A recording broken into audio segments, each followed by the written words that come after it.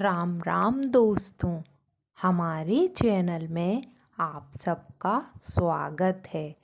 आज मैं आपको एक शिव भक्त कवि विद्यापति की कहानी बताने वाली हूँ। मैथिली भाषा के महान कवि वे भगवान शिव के महान भक्त थे।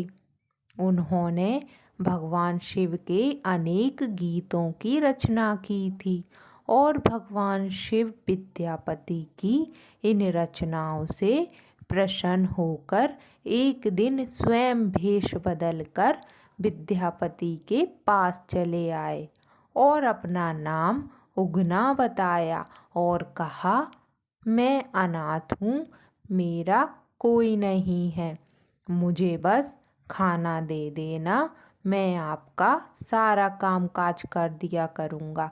विद्यापति स्वयं गरीब थे।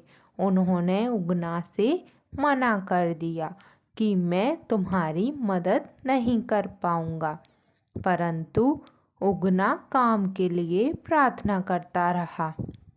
आखिरकार विद्यापति ने उगना को हाँ कह दिया। एक दिन विद्यापति राजा के पास जा रहे थे। कड़ाके की गर्मी पड़ रही थी। विद्यापति को बहुत तेज प्यास लगी, परंतु आसपास कहीं भी पानी नहीं था। विद्यापति ने उगना से कहा, तुम कहीं से पानी लेकर आ जाओ, नहीं तो मैं प्यास से मर जाऊंगा। उगना को तो पता था कि यहाँ कहीं दूर दूर तक पानी नहीं है। वो विद्यापति के पास से कहीं दूर गया और दूर जाकर अपनी जटाओं से जल भर लाया।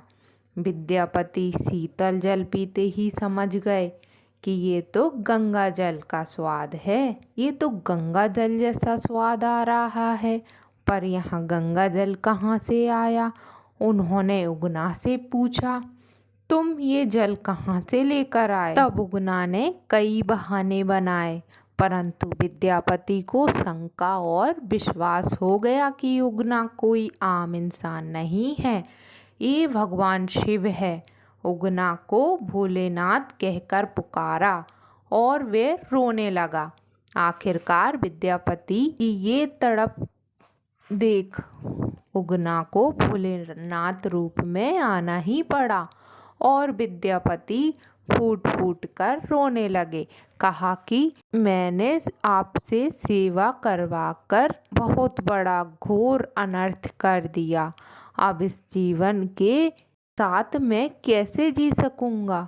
फिर शिव जी ने कहा, मुझे तुम्हारे साथ रहकर बहुत सुख मिला, मैं तुम्हारे साथ उगना बनकर ही रहना चाहता हूँ, लेकिन इस विद्यापति का तो मानो जन्म सफल हो गया। उन्होंने तुरंत हाँ कह दिया। उगना और विद्यापति पहले की तरह साथ रहने लगे और अपने घर की ओर चल दिए। एक दिन विद्यापति की पत्नी ने उगना को किसी गलती पर चूल्हे की जलती हुई लकड़ी निकालकर मारना शुरू कर दिया। उसी समय विद्यापति वहां आ गए। उन्होंने अपनी पत्नी से कहा, अरे मूर्ख, तू ये क्या कर रही है? ये तो साक्षात भगवान शिव हैं, तुम नरक में जाओगी। विद्यापति के मुंह से जैसे ही ये बात निकली, भगवान गायब हो गए।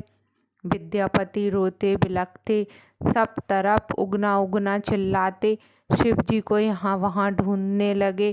तब शिव जी को ढूंढते ढूंढते जंगल में पहुँचे तो शिव जी प्रकट हुए और वे बोले, मेरा उगना वाला भेद प्रकट हो गया है, अब मैं तुम्हारे साथ नहीं रह सकता। उगना स्वरूप के प्रतीक के रूप में मैं तुम्हारे साथ हमेशा ज्योतिर्लिंग के रूप में रहूँगा। तब वहाँ एक ज्योतिर्लिंग प्रकट हो गया। इस समय वह ज्योतिर्लिंग बिहार के मधुबनी जिले के भवानीपुर गांव में उगना महादेव नाम से उपस्थित है।